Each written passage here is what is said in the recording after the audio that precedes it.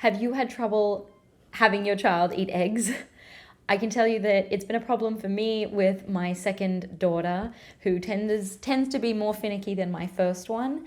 And from the beginning, since she was about one, would be very on and off with eggs. And we would try giving them to her in omelets, scrambled, with veggies, plain, with cheese, hard-boiled, you name it, we've given it to her. And sometimes she eats a little bit of it, sometimes she eats a lot of it, and then there are more times than not that she doesn't eat it at all, or she may put it in her mouth and spit it out. And that's not unusual.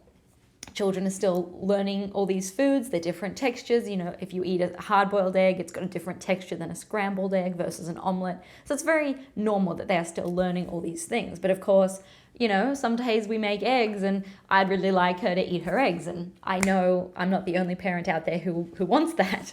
So how did we get her to eat an egg? Well, in this particular time, it had been a while since she had eaten an egg, and I thought, okay, I'm going to make some hard-boiled eggs. My older daughter really likes them, and my husband and I like them, so I made a bunch of hard-boiled eggs. And then one afternoon, I took out the hard-boiled eggs, and both my daughters had just started their afternoon snack, and I was taking out an egg for myself. And I thought, oh, they've just started. I'll ask my older one if she wants an egg. And she said yes. And my little one is sitting there looking, eggs. And so I sat down. I didn't offer one to the little one purposefully.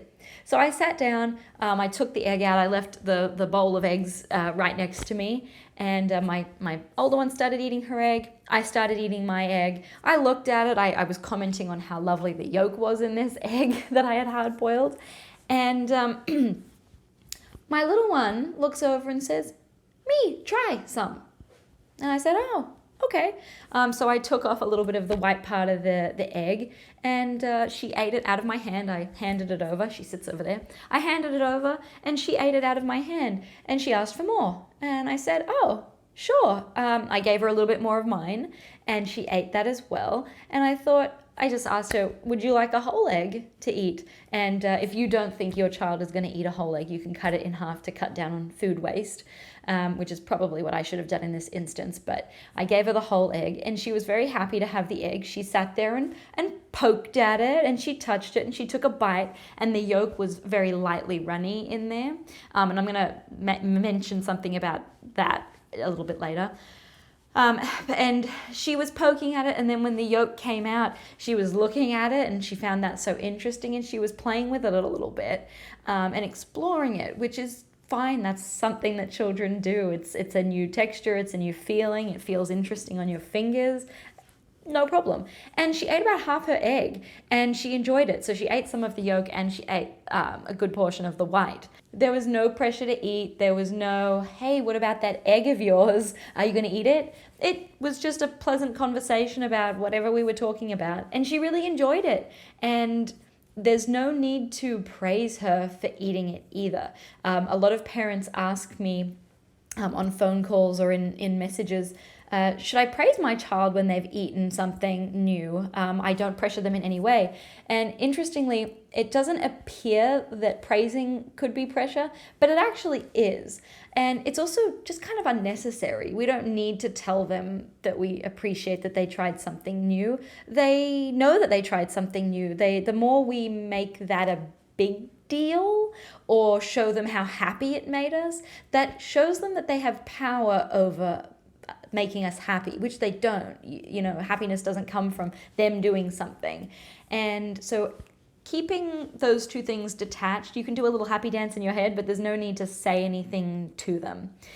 And what I wanted to mention earlier when I was talking about the slightly runny yolk, hard-boiled eggs or any egg can have salmonella.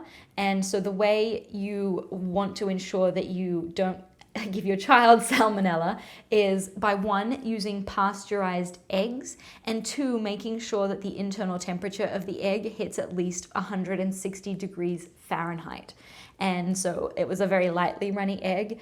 A very, very loose egg would not have made it to that temperature. So both using pasteurized eggs and making it to an internal temperature of 160 degrees Fahrenheit. You can use a instant read thermometer. That's what I like to use in my house, and it works really nicely. But that's how I got my 2-year-old, who is very finicky on eggs, to eat eggs without any pressure, and she actually enjoyed it. If this is something that you're struggling with in terms of your child is not eating certain foods or cutting out certain food groups like vegetables, for example, or meat, and that's concerning to you, if it's been going on for more than a couple of weeks, it is a concern. I have an online course called Mealtimes Without Meltdowns, and the link is in the description. You can enroll in that. It's helped hundreds of parents be less stressed at mealtimes and also come up with strategies, put strategies and implement them so that they can both build trust with their child and also help their child try new foods without pressure. And I really hope you enjoyed today's video about the eggs. Let me know if there's a food that your child is not eating currently. Perhaps I can do a future video on that. And if you like this video, please support my channel by subscribing and pressing the like button. Share it with a mum or dad friend if you'd like as well. So thank you so much for watching. This is Talia, the dietitian. Bye-bye. Every child deserves a healthy relationship with food, and I'm here to help you. Here are a couple more videos for you.